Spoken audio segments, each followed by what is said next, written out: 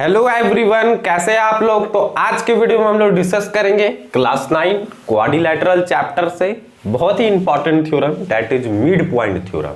इसके previous video में हम लोगों ने थ्योरम 8.8 तक डिस्कस किया था और जो 8th थ्योरम थे वो हम लोगों ने 2 वीडियो के माध्यम से कवर किया था, ठीक है। और वहां से रिलेटेड मैंने कुछ क्वेश्चन भी बताए थे जो इंपॉर्टेंट थे।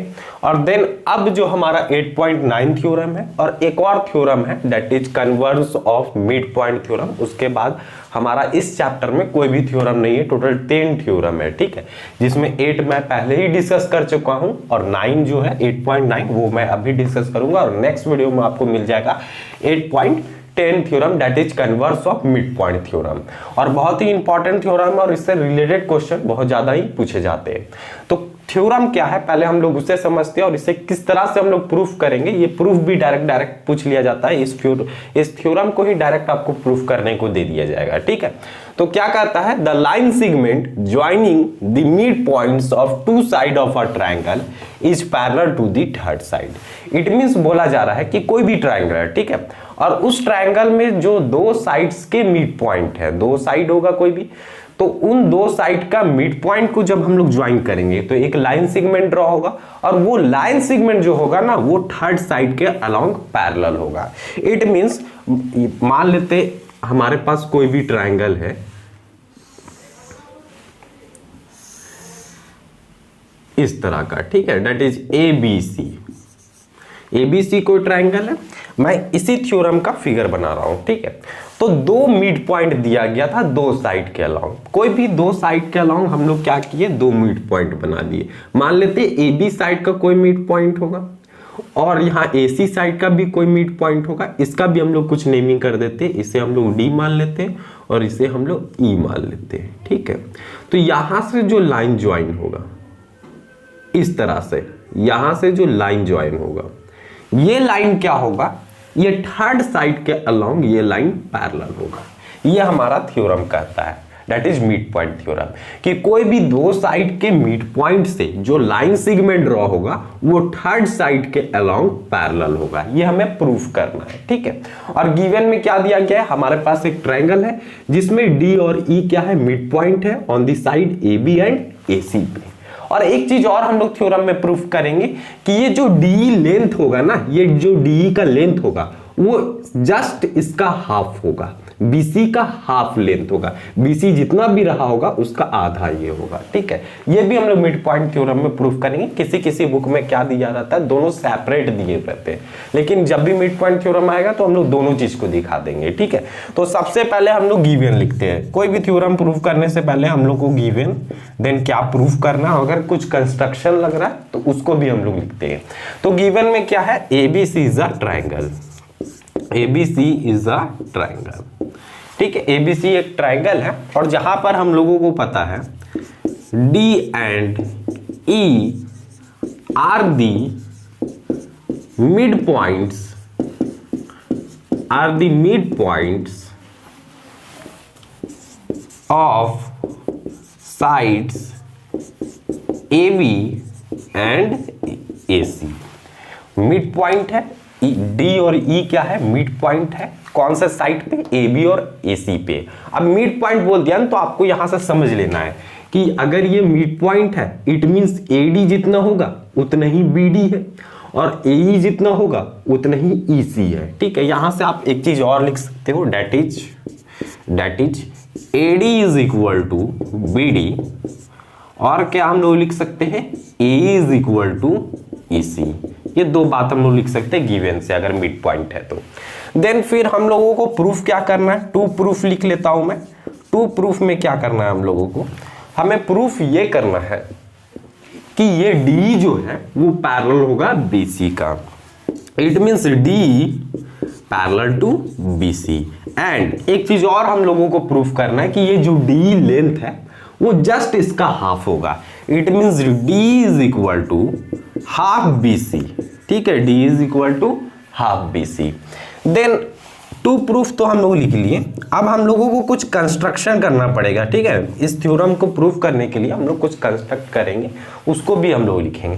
कंस्ट्रक्ट ये करेंगे हम लोग कि ये जो ए बी हमारा साइड है, ये बी ए जो साइड है, इसके अलोंग एक पैरेलल लाइन खींचेंगे जो वर्टिस सी से होते हुए जाएगा। मीन्स कुछ इस तरह से हम लोग एक पैरेलल लाइन का ड्रॉ कर देंगे जो सी से होते हुए जा रहा होगा। ठीक है, ये पैरेलल किसके अलोंग होगा? That is side A B के अलोंग। ठीक है, और डी को थोड़ा सा एक्सटेंड कर देंगे, थोड़ा सा हम लोग बढ़ा देंगे, और ये कहां तक हम लोग बढ़ाएंगे? जहां पर ये पॉइंट मीट कर जाएगा। और इस पॉइंट का भी हम लोग कुछ नाम दे देते हैं, इस पॉइंट को हम लोग एफ से नाम दे देते हैं, जहां पर ये वाला लाइन जो है वो मीट कर रहा है। ठीक है, ये वाला लाइन जो है वो मीट करेगा। ठीक है, ये हमारा पॉइंट, ये हमारा एफ पॉइंट होगा। तो यहां कंस्ट्रक्शन में क्या लिखेंगे? थ्रू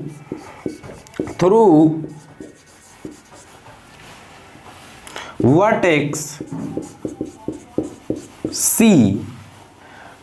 सी के अलोंग हम लोग एक पैरेलल लाइन ड्रॉ कर रहे हैं, that is C F parallel to B A. ठीक है, through vertex C F parallel to B A and extend DE to F। Vertex C से हम लोग क्या किए? एक पैरेलल लाइन ड्रॉ किए, जो CF होगा वो पैरेलल होगा BA का, और देन हम लोगों ने क्या किया कि DE को भी थोड़ा सा एक्सटेंड कर दिया F पॉइंट तक। अब हम लोगों को क्या करना पड़ेगा? डायरेक्ट अब हम लोग जाएंगे प्रूफ में कि किस तरह से हम लोग इस थ्योरम को प्रूफ कर सकते हैं।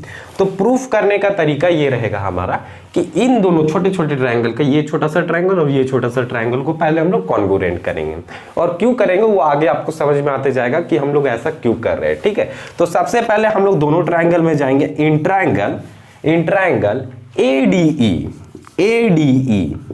And triangle CFE।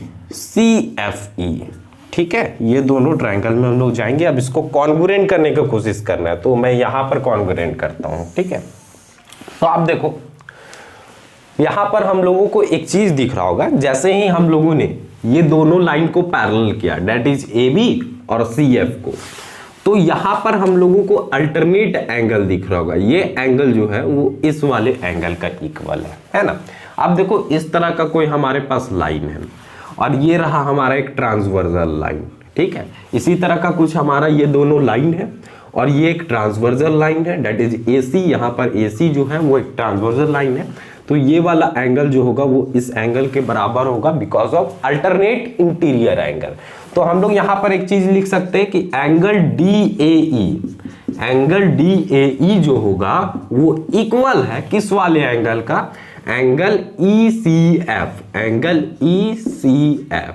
आप कॉज में डालना, आप कॉज में डाल सकते हो, that is alternate interior angle. ठीक है, अल्टरनेट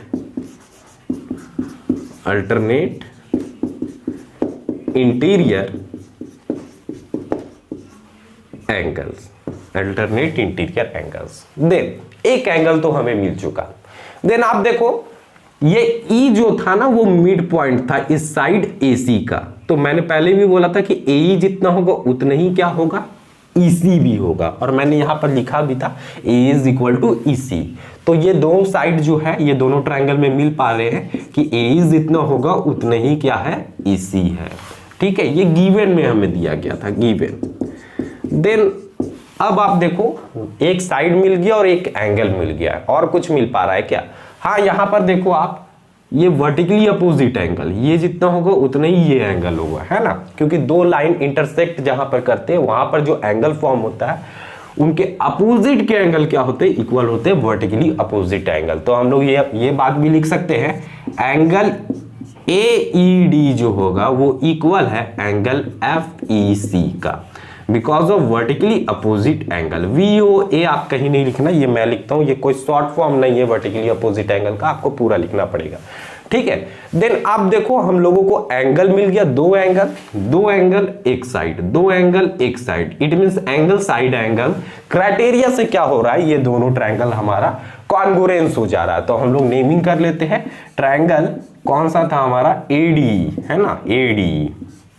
नेमिंग ध्यान से करेंगे, एक ट्रायंगल का तो नाम हम लोग अपनी मर्जी से लिख सकते हैं।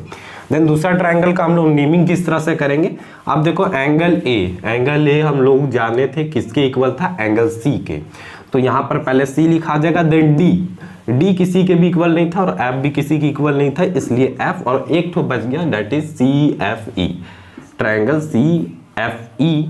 और ये कौन से क्राइटेरिया से हो रहा है, एंगल साइड एंगल के क्राइटेरिया से, ठीक है। और जैसे ये दोनों ट्रायंगल कॉन्ग्रुएंस हो गया, अब यहां से हम लोग कुछ बात लिख सकते हैं कि इन दोनों ट्रायंगल में जो क्रॉसपॉन्डिंग पार्ट होगा वो इक्वल होता है, या क्रॉसपॉन्डिंग एंगल जो होते हैं वो इक्वल होते हैं, ये बात हम लोग लिख सकते हैं। तो हम लोग एक बात लिखने जा रहे हैं, दैट इज एडी जितना है उतने ही क्या है, CF है। आप देखो नेमिंग से भी देख सकते हो कि AD जो होगा वो CF के इक्वल होगा, AD is equal to CF, ये हम लोग सिंप्लिसिटी से लिख सकते हैं ना, सिंप्लिसिटी से। देन एक बात और मैं लिखूंगा कि D जितना होगा उतने ही क्या होगा, EF होगा। ये आप नेमिंग से आपको अच्छा से दिखेगा, यहाँ पर आप देखो D, ये D, तो D जितना होगा उतना ही FE होगा, या EF भी बोल सकते हैं, ठीक है। तो D इज इक्वल टू हम लोग क्या लिख सकते हैं, D is equal to EF। इसको भी हम लोग सिंप्लिसिटी लिख देंगे, है ना, ये भी सिंप्लिसिटी से लिख सकते हैं, corresponding part of congruent triangle की हेल्प से। अच्छा, इसको मैं इक्वेशन 1 मान लेता हूँ और इसको मैं इक्वेशन 2 मान लेता हूँ। अच्छा, एक चीज और हम लोग लिख सकते हैं, यहां से तो हम लोग का काम हो गया, जो कॉन्ग्रुएंस से हम लोगों को जो चाहिए था वो हम लोग को मिल चुका है, और ये क्यों चाहिए अभी पता चलेगा।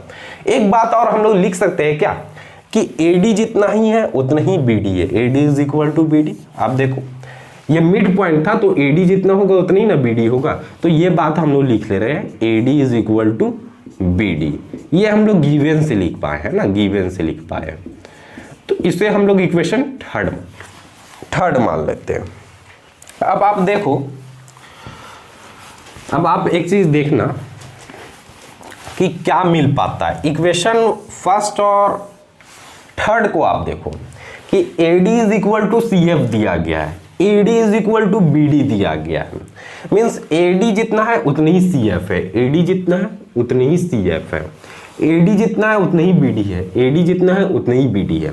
इट मीन्स ये तीनों आपस में इक्वल है, तो हम लोग ऐसा लिख सकते हैं ना कि AD जितना है उतना ही CF है और उतना ही BD है, क्योंकि आप देखो AD जितना था उतना ही CF है, AD जितना उतना ही BD है, इट मीन्स ये तीनों आपस में इक्वल है, ये भी हम लोग लिख सकते हैं। और एक बात और लिखेंगे, from equation first and third, first और थर्ड से हम लोग एक बात और लिख सकते हैं। आप देखो from equation first and third, first और थर्ड से हम लोग एक चीज लिख सकते हैं। आप देखो फर्स्ट और थर्ड में आपको AD it mean left side equal दिख रहा होगा, तो राइट साइड भी तो इक्वल होगा, तो हम लोग लिख सकते हैं ना कि CF जितना होगा उतने ही क्या होगा, BD होगा।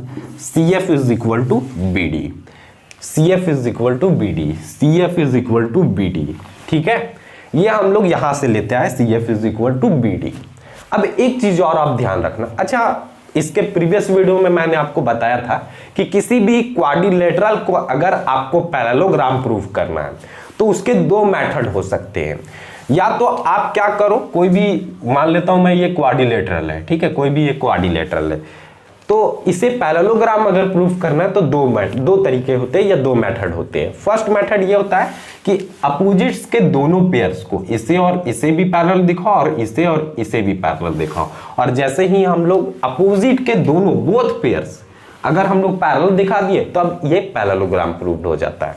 देन हम लोग थ्योरम 8.8 में एक और चीज पढ़े थे कि एक और तरीका है जिससे हम लोग पैरेललोग्राम को क्या कर सकते हैं, प्रूफ कर सकते हैं। क्या तरीका था कि आप एक ही पेयर को पैरेलल भी दिखा दो और एक ही पेयर को इक्वल भी दिखा दो, कोई भी एक पेयर लो, अपोजिट के कोई भी एक पेयर आप ले लो और उन दोनों को पैरेलल भी दिखा दो और उन दोनों को इक्वल भी दिखा दो, तब भी वो क्वाड्रिलेटरल क्या हो जाएगा, एक पैरेललोग्राम प्रूव्ड होगा। और हम लोगों ने प्रूफ करके वहां पर देखा था थ्योरम 8.8 में, आप जरूर देख लेंगे, वो 2 पार्ट में हमारा वीडियो था जिसमें हम लोग 8.8 थ्योरम तक किए थे और वो बहुत ही इंपॉर्टेंट था।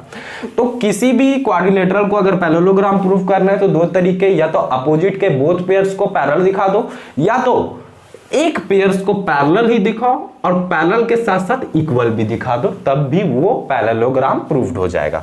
तो अभी आप देखो CF is equal to BD हम लोग दिखाए। और एक चीज और हम लोग जानते हैं कि CF जो है वो पैरेलल है BA का या AB का, ये हम लोग कंस्ट्रक्शन से लिखे थे, अभी मैं मिटा दिया हूं। कंस्ट्रक्शन में हम लोगों ने लिखा था कि CF जो है वो पैरेलल है BA का, तो BA का पैरेलल है, इट मींस BD का भी तो पैरेलल है। BD तो एक पार्ट हुआ ना इस लाइन सेगमेंट, तो इट मींस BD का भी तो पैरेलल होगा। इट मींस हम लोग लिख सकते हैं, हम लोग कंस्ट्रक्शन से एक चीज लिखे थे कि CF जो था वो पैरेलल था BA का, और इसको हम लोग इस तरह से लिख सकते हैं कि CF जो होगा वो पैरेलल होगा BD का भी पैरेलल होगा, ठीक है। और जैसे ही हम लोग दिखा पाए, अब आप देखो, जैसे ही हम लोग दिखा पाए कि CF जो है वो पैरेलल है BD का, अपोजिट के पेयर को पैरेलल दिखा दिए और अपोजिट के पेयर को हम लोग इक्वल भी दिखा रहे हैं कि CF जो है वो इक्वल है BD का। इट मींस यहां से हम लोग लिख सकते हैं कि BCFD क्या है, एक पैरेललोग्राम है, क्योंकि इसका एक अपोजिट पेयर को हम लोग इक्वल भी दिखा दिए और पैरेलल भी दिखा दिए। तो यहां पर से हम लोग आसानी से लिख सकते हैं therefore BCFD is a parallelogram, कि ये एक पैरेललोग्राम है। BCFD एक पैरेललोग्राम। बस थ्योरम हमारा यहीं पर खत्म हो जाएगा। थोड़ा सा और कुछ हम लोग काम करने वाले हैं जो हम लोग लिखेंगे।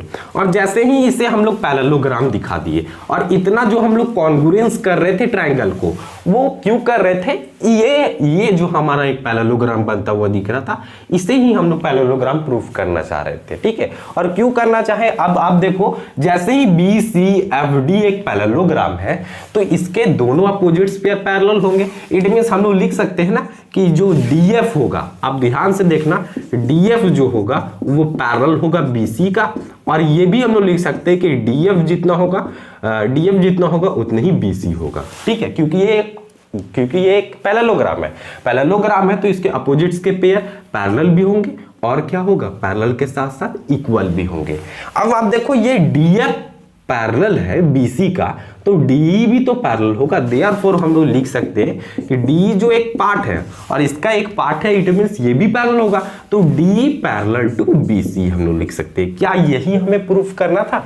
ये टू प्रूफ में हम लोगों ने एक चीज लिखा था कि DE जो है वो पैरेलल है BC का, और DE पैरेलल टू BC हम लोगों ने यहाँ पर प्रूफ करके दिखा दिया, है ना, कि DE जो है वो पैरेलल होगा BC के अलावा। देन अब हम लोग क्या कर सकते हैं, अब आप देखो, एक चीज और मैंने प्रूफ में मेंशन किया था कि हम लोग एक चीज और प्रूफ करेंगे कि ये जो DE का लेंथ है ना वो हाफ है BC का। तो यहां पर आप देखो, ये जो रिलेशन था हमारा DF is equal to BC, इसी से हम लोग लेते आएंगे, ठीक है। तो आप देखो DF is equal to BC है, ठीक है। और DF को हम लोग ये लिख सकते हैं ना, DE प्लस